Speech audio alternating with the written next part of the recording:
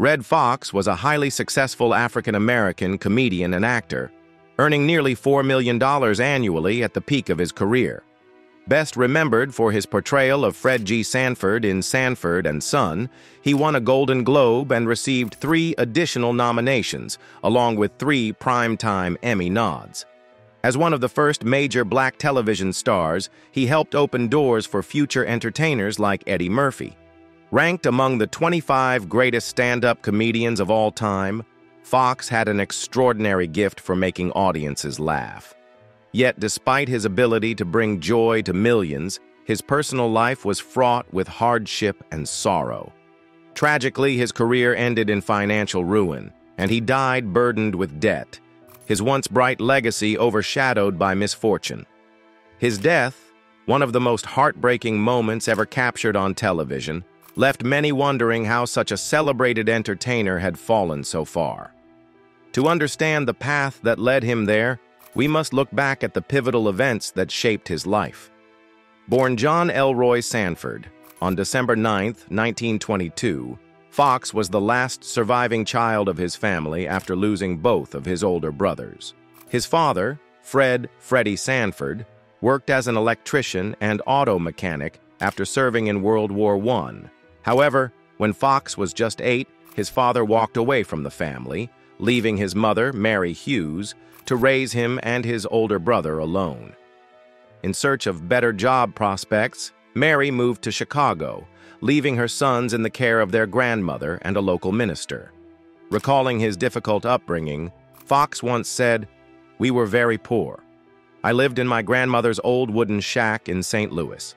Growing up in St. Louis and later on the south side of Chicago, Foxx developed a rebellious streak.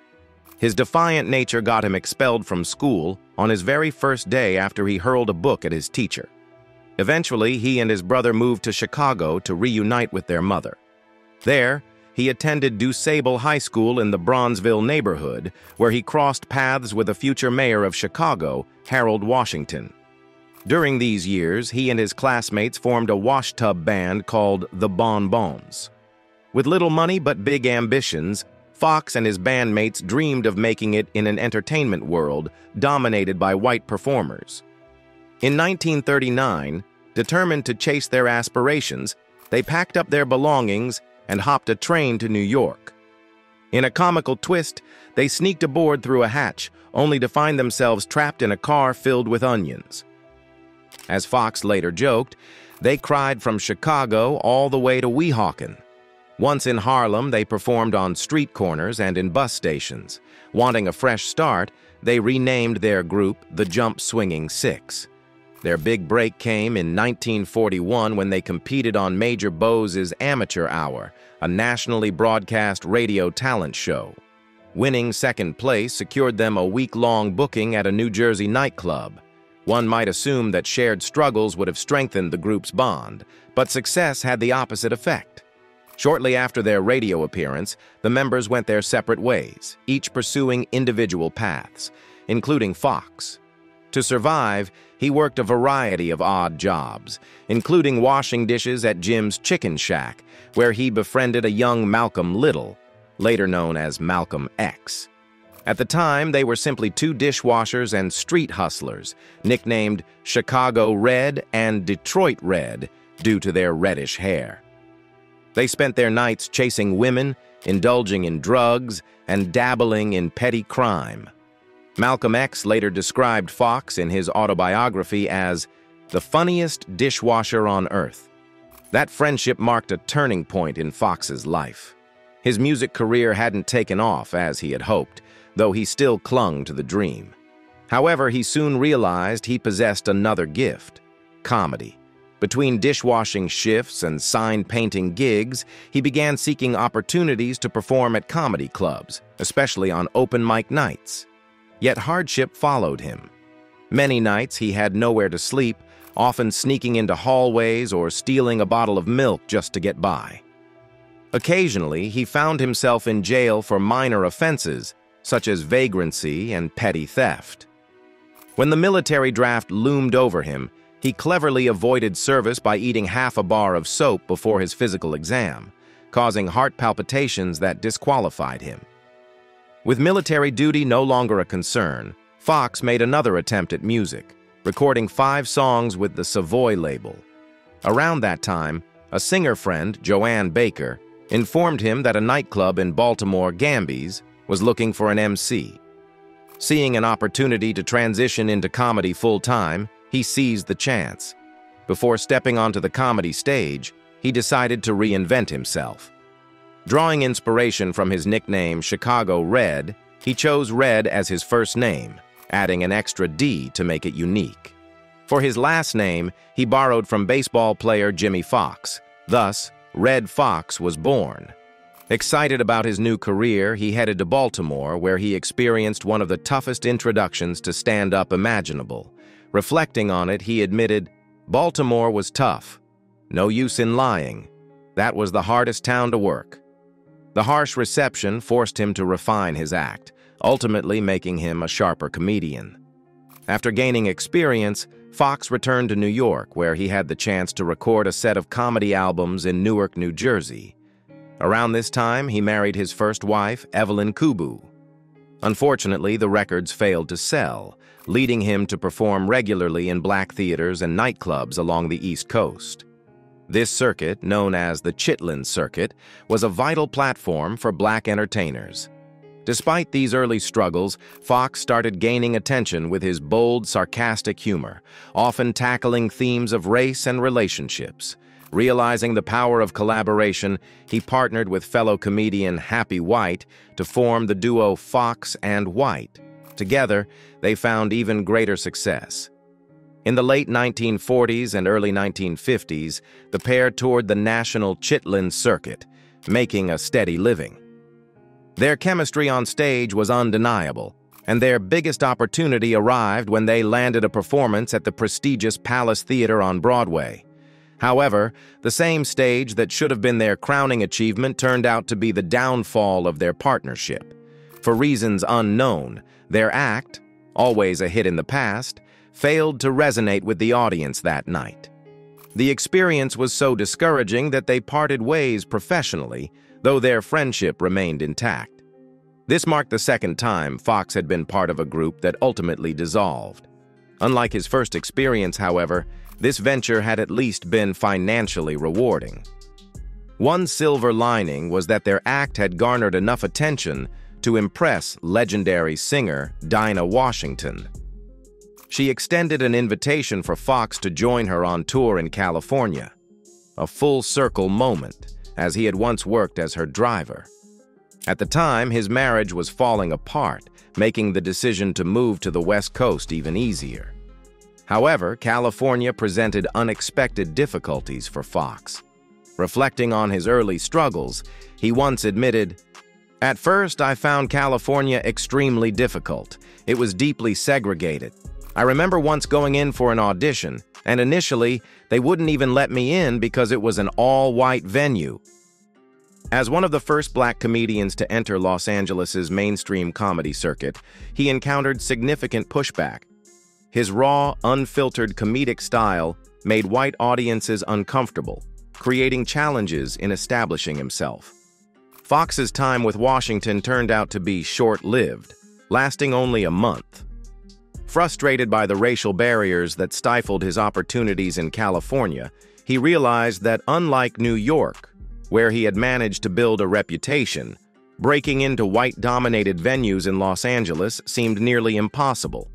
To sustain himself financially, he took on various jobs, including assisting radio DJ Johnny Otis and making appearances on Otis's local television show. Simultaneously, he continued refining his craft in black comedy clubs across the city, where he had the creative liberty to perform without constraints. His reputation within these clubs flourished, and during this period, he married dancer and musician Betty Jean Harris. Around the same time, fate intervened when record producer Dootsy Williams, the owner of Dutone Records, happened to see Foxx perform at the Brass Rail in Los Angeles. Recognizing his talent, Williams encouraged him to record a stand-up album. That debut release, Laugh of the Party, turned out to be a massive hit. Over the years, he went on to record an astonishing 54 albums, collectively selling more than 10 million copies. Despite the popularity of his records, many mainstream radio stations refused to play them due to their explicit nature. Rather than shy away from controversy, Foxx embraced it. He intentionally marketed his comedy albums as party records, creating spoken-word comedy performances without background music. Aimed at adult audiences, these recordings became a nationwide sensation, solidifying his status as one of the best-selling black comedians of his generation. By the late 1950s, Foxx's career was on an upward trajectory. His performances at predominantly white venues, such as Basin Street East, shattered racial barriers in entertainment. In just a short time, he became the first black comedian to headline prestigious locations, including Las Vegas showrooms and the iconic Summit Club on the Sunset Strip. This breakthrough was monumental, though he had yet to fully grasp the magnitude of its impact. His growing acclaim attracted the attention of casting agents and television producers eager to witness his comedic genius firsthand. Among his biggest fans was Frank Sinatra, who was so captivated by Foxx's performances that he personally arranged for him to headline shows in major cities such as New York, Los Angeles, and Las Vegas. In 1964, Foxx's rising stardom caught the eye of television personality Hugh Downs. Equally impressed by his humor, Downs secured him a guest appearance on The Today Show. Until then, network executives had dismissed Foxx's brand of comedy as too provocative for television. However, his poised and charismatic presence on the show shattered those perceptions. Almost overnight, he was flooded with invitations to appear on nearly every major talk show in the industry. This marked a turning point in his career. Soon, he became a regular guest on nationally syndicated programs, including The Tonight Show with Johnny Carson. His reputation grew to such heights that when Aretha Franklin unexpectedly canceled a scheduled performance in Las Vegas, Foxx stepped in at the last minute. Delivering a 2-hour set, he mesmerized the audience, and the performance was so well received that he was immediately offered a lucrative contract worth nearly $1 million. For a man who had once shared a tiny wooden shack with his grandmother, the journey to success had finally reached its pinnacle. With newfound wealth, Foxx acquired properties in Las Vegas, Los Angeles, and St. Louis. As his confidence in his craft grew, so did the audacity of his material, incorporating even bolder humor with sharp profanity.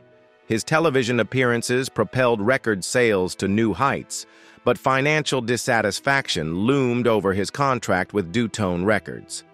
Unhappy with his earnings, he decided to sever ties with the label and instead signed deals with MF Records, King Records, and eventually Loma Records.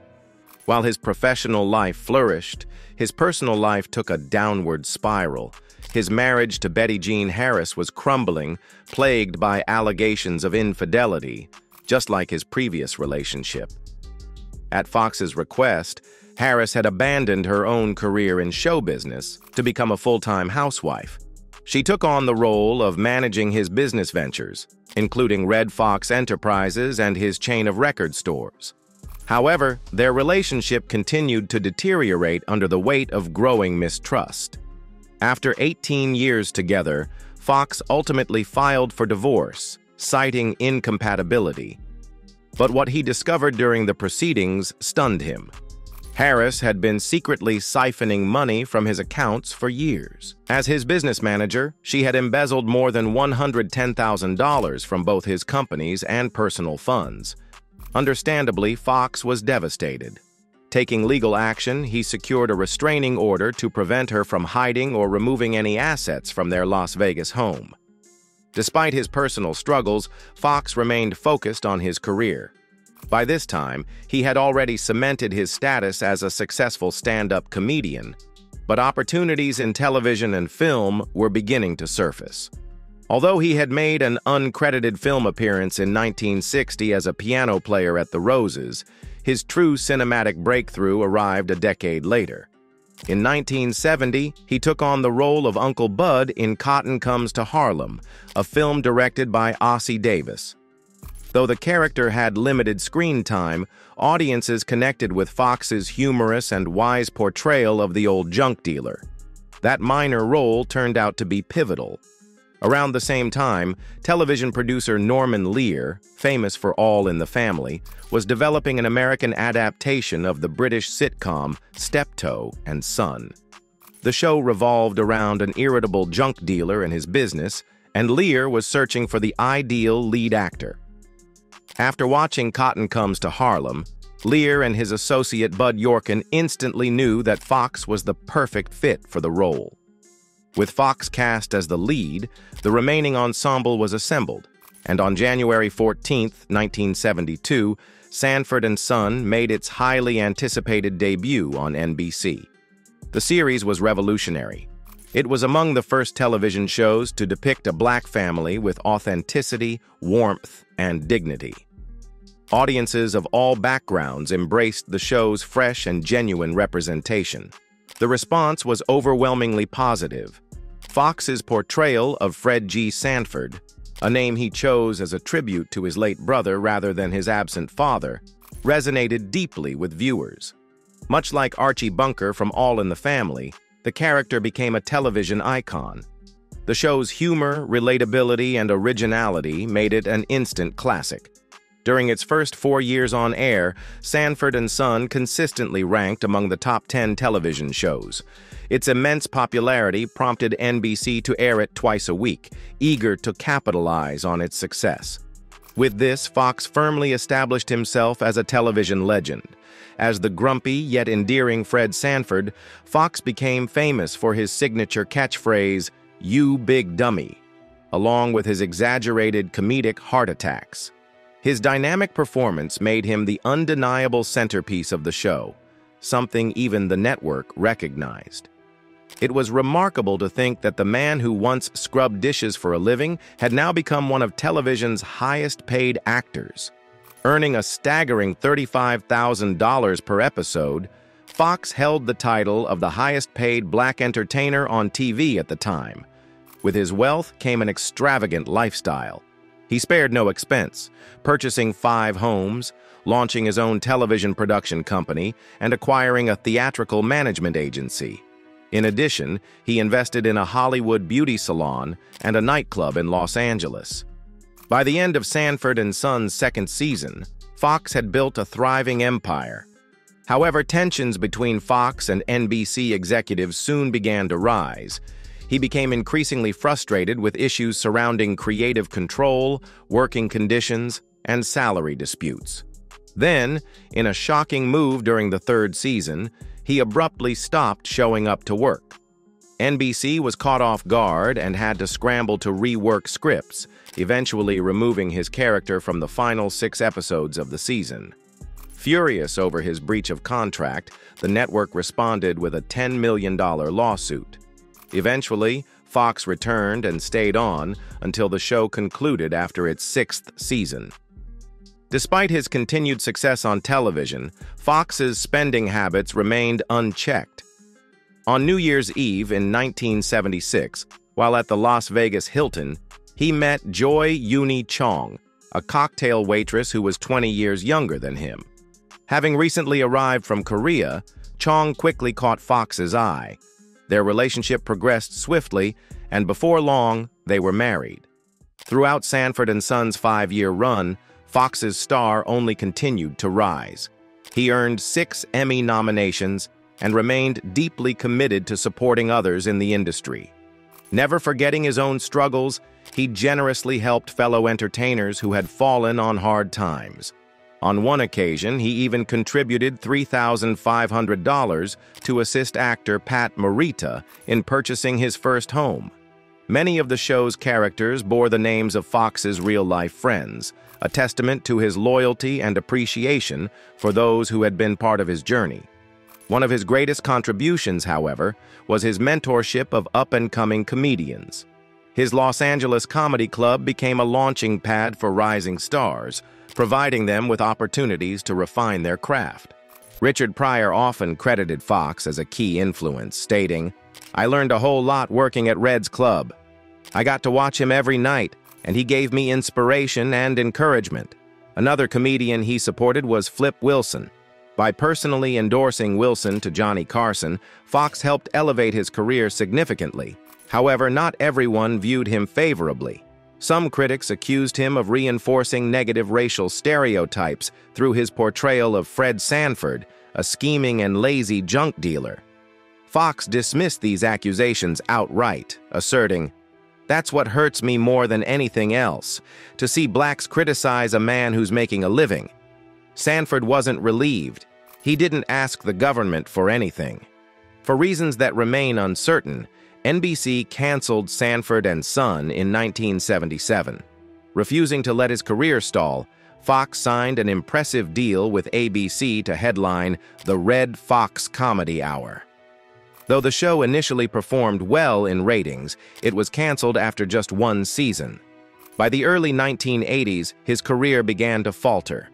He faced growing financial troubles, failing business ventures, and another failed marriage. His third marriage to Chong ended in a bitter divorce after only 3 years. Accusing him of physical abuse, she claimed he had even struck her with a gun. Their divorce was finalized in 1981, with Foxx being ordered to pay a $300,000 settlement. Reflecting on his turbulent love life, he remarked, "I've been married 3 times and I'm done. I'd rather have kids. At least when I give up all this money, it should go to them, not some other guy."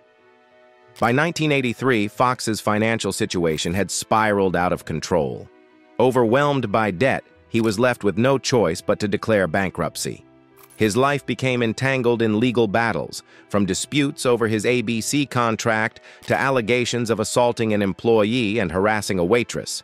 Meanwhile, the IRS was closing in. Foxx owed an enormous $2.5 million in unpaid taxes, and federal agents were determined to collect. In November 1989, authorities raided his Las Vegas home, seizing almost everything of value: his luxury cars, cash, and even a collection of weapons. In an act of leniency, they allowed him to keep just one possession: his bed. Despite losing nearly everything, Foxx refused to surrender to defeat. He attempted a comeback with The Red Fox Show in 1986, but the series was short-lived. The following year, his Broadway production, Red Fox and Friends, also failed to gain traction. However, a glimmer of hope emerged when Eddie Murphy cast him in the 1989 film Harlem Nights. Foxx's on-screen chemistry with longtime friend Della Reese left such an impression that Murphy developed a sitcom specifically for them. In 1991, The Royal Family premiered, marking what Foxx hoped would be a fresh start. At this point, he remarried, despite having little financial stability. Believing his new wife, Ka Ho, loved him for who he was rather than what he had, he said, "She saw me when I had nothing. Hopefully she'll see me when I have something again." But fate had other plans. On October 11, 1991, while taking a break on the set of The Royal Family, Foxx casually chatted with a reporter. A producer then asked him to run through a scene with Della Reese, even though he had no lines in it. Agreeing without hesitation, he joined her on stage. Moments later, he collapsed. At first, those around him thought he was joking. After all, he was famous for faking heart attacks on Sanford and Son. But this time, it was real. Rushed to Queen of Angels Hollywood Presbyterian Medical Center, doctors fought to save him. Despite their efforts, Red Fox passed away 4.5 hours later at the age of 68. The man who had revolutionized comedy, opened doors for black entertainers, and inspired legends such as Richard Pryor, Bernie Mac, Eddie Murphy, Chris Rock, and Jamie Foxx, who even adopted his surname, died without a penny to his name. At the time of his death, he still owed the IRS more than $3 million. In the end, it was Eddie Murphy, along with a few other black celebrities, who paid for his funeral. From an impoverished childhood in St. Louis to wealth and fame in Hollywood, only to lose it all, Foxx's life had been a whirlwind. But despite the hardships he faced, his legacy endured. Honored on the St. Louis Walk of Fame and the historic Apollo Theater Walk of Fame, Redd Foxx left behind an indelible mark on comedy and television that would never be forgotten.